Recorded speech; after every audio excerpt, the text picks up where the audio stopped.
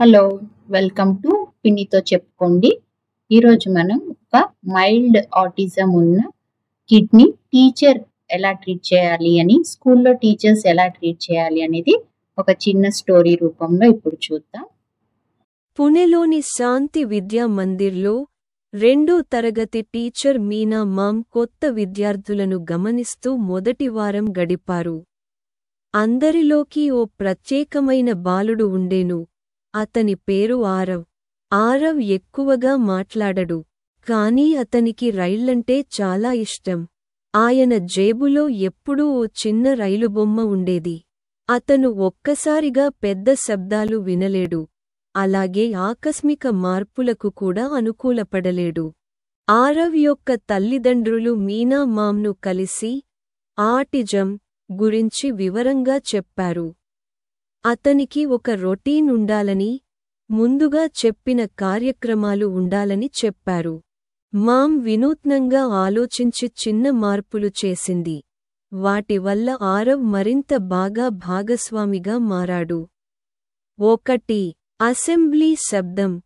అధిక శబ్దానికి ప్రతిస్పందన. ఒకరోజు ఉదయం అసెంబ్లీ సమయంలో మైక్ నుంచి ఆకస్మికంగా ఘాటైన శబ్దం వచ్చింది. పిల్లలు ఒక్కసారిగా చెమటోడ్చారు. కానీ ఆరవ్ పూర్తిగా స్థిరంగా ఉండిపోయాడు. చెవుల్ని కప్పుకొని నిలబడిపోయాడు. మీనా మామ్ వెంటనే అక్కడికి వెళ్ళి అతనికి ఒక కార్డ్ చూపించింది. బాగుంది, ఊపిరి తీసుకోమంట అని రాసి ఉంది. ఆరవ్ ఆమెతో ఊపిరి తీసుకుంటూ ఆత్మవిశ్వాసంతో అక్కడి నుంచి బయటకు నడిచాడు. 2. షెడ్యూల్ మార్పు. అకస్మాత్తుగా డ్రాయింగ్ పీరియడ్. ఒక శుక్రవారం గణితం బదులుగా అకస్మాత్తుగా డ్రాయింగ్ పోటీ ప్రకటించారు. అందరూ ఆనందపడినా ఆరవ్ గందగోళానికి గురయ్యాడు. అతను తన డెస్కుపై ఉన్న షెడ్యూల్ కార్డ్ను ఆశగా చూస్తున్నాడు. మామ్ వెంటనే కొత్త డ్రాయింగ్ కార్డ్ తీసి అతనికి చూపించి ముచ్చటగా అనింది. రాయలసీమ ఎక్స్‌ప్రెస్ గీసేది చూద్దామా? ఆరవ్ కళ్లల్లో వెలుగు వచ్చింది. అతను వెంటనే తాను చేసిన బొమ్మ గీసడం మొదలుపెట్టాడు. 3. ఆట సమయంలో ఒంటరితనం. బయటి ఆట సమయంలో ఆరవ్ ఒంటరిగా నిలబడి ఉన్నాడు. అతని రైలుబొమ్మను గట్టిగా పట్టుకున్నాడు. మిగతా పిల్లలు కాస్త భయంతో దూరంగా ఉన్నారు. మీనా మామ్ క్లాస్కి చిన్న కథ చెప్పింది. ప్రతి మనిషి మెదడు రకరకాలుగా పనిచేస్తుంది. ఆరవ్ మెదడు ఓ ట్రైన్లా తనదైన మార్గంలో వెళ్ళుతుంది.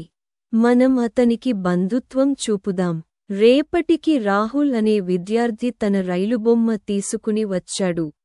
ఆరవ్, కలిసి ఆడుదాం అని అడిగాడు. ఆరవ్ నవ్వుతూ తన బొమ్మను పక్కన పెట్టాడు.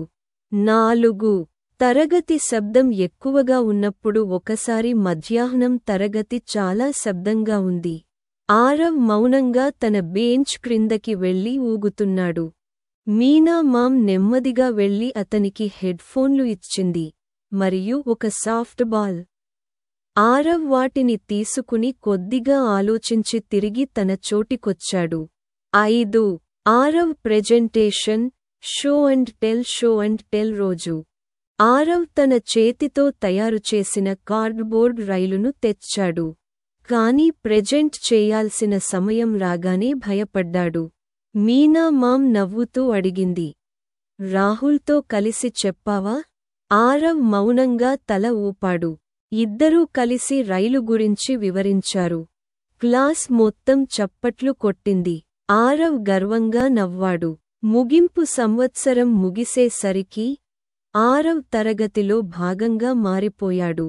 పిల్లలు అతన్ని విశేషంగా అర్థం చేసుకున్నారు. అతని ప్రత్యేకతను అంగీకరించారు. మీనా మామ్ గర్వంగా భావించింది. ఎందుకంటే ఆమె విద్యార్థులు ఒక గొప్ప పాఠాన్ని నేర్చుకున్నారు. అర్థం చేసుకోవడమే నిజమైన ప్రేమ. టీచర్స్ మైల్డ్ ఆటిజం ఉన్న కిడ్స్‌ని మామూలు కిడ్స్‌తో పాటు ట్రీట్ చేస్తూ, వాళ్ళని కొంచెం ఎక్స్ట్రా కేర్‌ఫుల్‌గా చూసుకుంటూ, వాళ్ళకి కొంచెం ఎక్స్ట్రా లవ్ చూపిస్తే వాళ్ళు కూడా స్లోగా వాళ్ళ ప్రాసెస్ స్లోగా ఉండొచ్చు, కానీ వాళ్ళు కూడా ఆల్మోస్ట్ నార్మల్ కిడ్స్ లాగే అన్నీ నేర్చుకుంటారని నేను ఆశిస్తున్నాను. Please subscribe to my channel.